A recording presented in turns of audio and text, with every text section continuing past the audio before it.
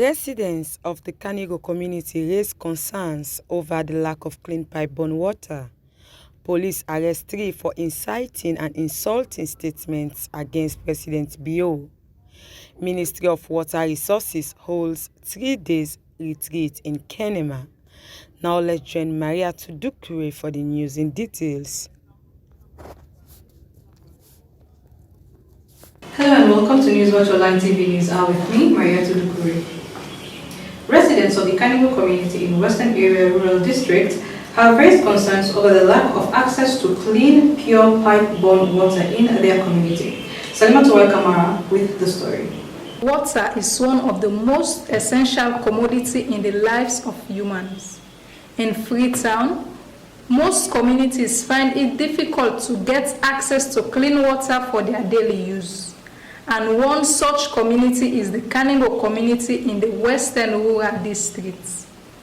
Susan Conte explains how this issue is affecting them. Like the water issue now, so we really restrain because like this water we don't get now, so just use them for wash, book, the drink water, the pump will be the use, it don't boil. Almost a year ago, no we use it again. So now this one grey water no more now. Pass to the guy and find some compound that we say then get water well inside the compound. I don't go big, they able forgive water, but really the strain for water business now. No, I don't ever see something like that now. Now for whoever help, we will able forget pure water na this place here so. Because even this water well they use now so at times I like me because I they sell. At times I making money for them picking there. Una know where una have back there, una not do this, una not do that. So just they use no more that way they. So go be happy if they able for help for log get pure water for the drink more. Because for like for brook and cook, we can get this one with the manager for now, but not comfortable with that water day. Auna Kabo explains some of the effects as the water they use to take their bath, leaving their bodies itching. People are not really cry. Me see what I remember when you get that now. Because the people are not doing them back now the same thing back then they pan always the light away. So back we don't stand. So now this toilet water we use, then we wash. So that's we believe that right now all the people right now. So we don't see. So no able. Al-Haji Raphael also explains their constraints and call for help. Really trying to forget what's crazy. Even on the side, if they get this, you don't twirl, you enter this, then people will manage. See? Then now, that one water, cacao water, because when they use the toilet, so enough fun. So catch, so never pure. Yeah. So they get the pump, we don't have present point. But when we talk, we know the because they make water properly. They want to really try, but quick them try, so we know that. Newswatch TV, Salimatu KAMARA reports. As part of their mandates to update the public on security issues, the Sierra Leone Police has on Thursday, 3rd December 2020, held its weekly press conference at their headquarters at George Street in Freetown to update the public about security issues across the country. KAMARA was there and sent in this report. Security is paramount in any society for its growth and development. As part of their mandates, the Sierra Leone Police has updated the press on different issues ranging from the upcoming by-election, rape cases and theft. Inspector OSMAN BANGURA, media officer Freetown West, explains how they plan to decongest key areas in the west part of Freetown. Lastly, we have an abstract report of a case of an alleged sexual penetration of a child. That on Sunday, 22nd November 2020, at 18:15 hours, Bernadette Sori of Tarawali Drive, Malama Longri, brought in her daughter, Bongo Sapio Kago, aged 2 years. And the former reported that on behalf of the latter, that on Sunday, November 22nd, about 18:30 hours at the above address, the latter was sexually penetrated. It further states that they have suspects in custody in an alleged rape case of a 2-year-old girl. Head of Media and Public Relations Officer, Superintendent BRIMA KAMARA explains how the police plan to manage the upcoming Constituency 110 by-election and all other elections across the country. For the All People's Congress, but she was ably represented. And they were all given time to make 5 minutes each. And they spoke their mind. And basically what they said was, we are hoping. And then they assured us that the election was going to be very peaceful. And we accepted that one simply because, let's consider the situation. The last time we had the Constituency 110 election, before the election itself, we were experiencing so many violent activities, but we didn't get that one, and they're almost closing their campaigns, and we've not had any major incident of public disturbance. And so today, like I said, we had the PPRC, the contestants were there, the NET chairperson was there, civil society, the district youth chairperson, the women's forum, bike riders, AXLAF, Salon Police, we were all there. And what the IGP said on behalf of the SFP that what we are going to do.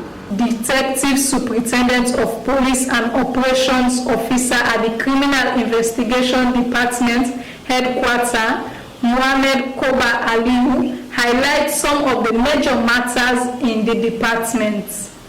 He stated that they have arrested 2 men and a woman at Azolini Highway in Makeni for making inciting and insulting statements against President Bio upon the return of former President Kenema after his interview with the ACC. Superintendent Ali further states that a female was also arrested at Upbourne in the east part of Freetown for holding placards with inciting statements.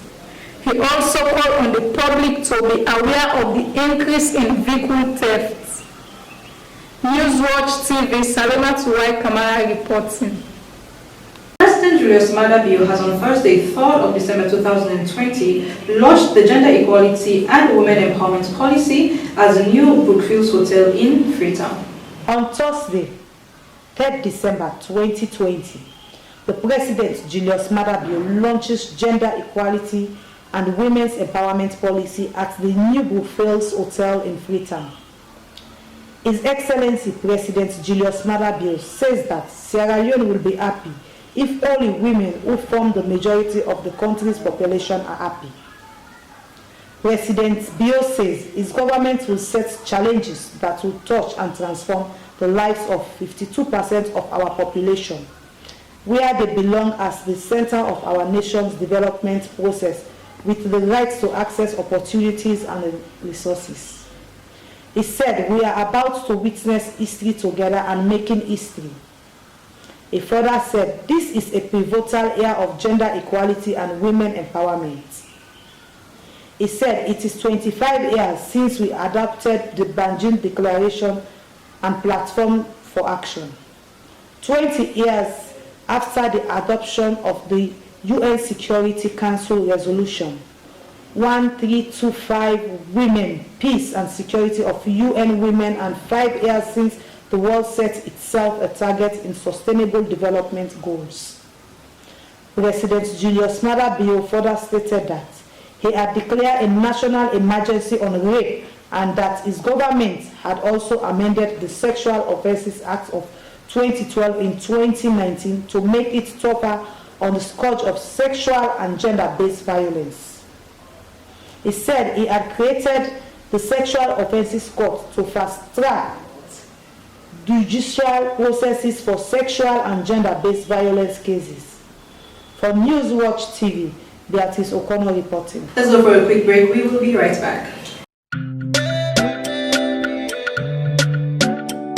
Are you looking for a place where you will have fresh poultry eggs? Well, your worries are over. Reef Poultry Eggs is here to satisfy you. Visit us at 28 Charlotte Street, Freetown, or call 079 368959. We do wholesale, retail and home delivery service. Reef Poultry Eggs, your place to be. Where do you go every time I touch you? Welcome back. You're still watching Newswatch Online TV News, and I am Maria Tudukuri. The Ministry of Water Resources and its agencies held a 3-day retreat at Dowaila Avenue in Kenema with the theme Repositioning the Ministry of Water Resources to deliver on the new directions, manifesto and national medium-term development goals. Let's take a look. My introduction on the outline here, which is to say we are going to start with the concept as a party in opposition then and observing what was happening, and particularly in the water sector.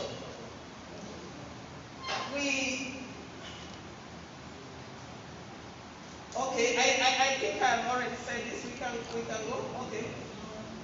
So we're going to look at more or less like how things came about into a party in opposition thinking, what came into their thinking, and what the inspiration of what they had in the People's Manifesto. The People's Manifesto is where the SLPP then in opposition decided to address the issues that they want to address. So for this workshop, we are limiting that to the People's Manifesto to the issue of water for Sierra Leone. And what actually inspired the People's Manifesto's promises was the climate at the time. There is a slide after this that actually tells you, once we go there, we just skip, because this is like the preamble I'm trying to be. The conditions that we are the existing conditions in terms of our climate conditions, wherein we have abundant water, we have the sea, we have rivers, we have lakes, we have all those conditions. And then as a party in opposition, and they were wondering why is water scarce in Sierra Leone? What can we do? And what can we sell to the people of this country to make sure water is all available for our people? Clean drinking water is available. So the things that come to mind actually. As a way of improving the security sector, Orange Mobile Company Sierra Leone has donated 34 mobile phones to the Sierra Leone police. Superintendent SHEKA BAHJA makes this statement during a press briefing at the Sierra Leone Police headquarters in Freetown. Everybody, just like the chairperson has stated, yesterday, Wednesday, the 2nd of December, we received the team of Orange Mobile Company senior management here at the EMB. They offered to the Sierra Leone police about 34 mobile phones with toll-free line access. And these gifts have been offered to the police at a very timely manner, because this is a period wherein people have always been raising concerns that they could not reach the police. They could not reach the police at certain locations, even in the provinces. So at this point in time, the 34 mobile phones with toll-free lines will be used at the various police divisions in the country, wherein police and members of the public will have the opportunity to interface. In a situation wherein there is an intelligence or information for members of the public, they could as well bring it to the notice of the police, and then there will be swift response. So this gift will be distributed nationwide, and we shall be trying to ensure that we send them as quickly as possible nationwide and make the numbers available to the members of the public, so that you know exactly who to call at what time and at any time. Because we also have the National Emergency Call Center, the 112. Some of the time we receive information, and for us to pass information to the regions, it becomes an apple and tax. This has been because of the challenges that we face in terms of communications. So Orange Mobile Company intervention has been very much timely. So with this, we are all going to see a very swift response in most of the issues that will be reported to the police. And not only that, this is not the very first time Orange Mobile Company has been helping the police. They have also helped the police in the area of the communication department. Well, ladies and gentlemen, that's all we have for you in this episode of Newswatch Online TV News Hour. Kindly do not forget to subscribe to our YouTube channel and follow us on all our social media handles, which are all Newswatch Online TV SS. Once again, I've been your presenter, Maria Tudukwe. Thank you very much. Stay safe, stay healthy. Goodbye.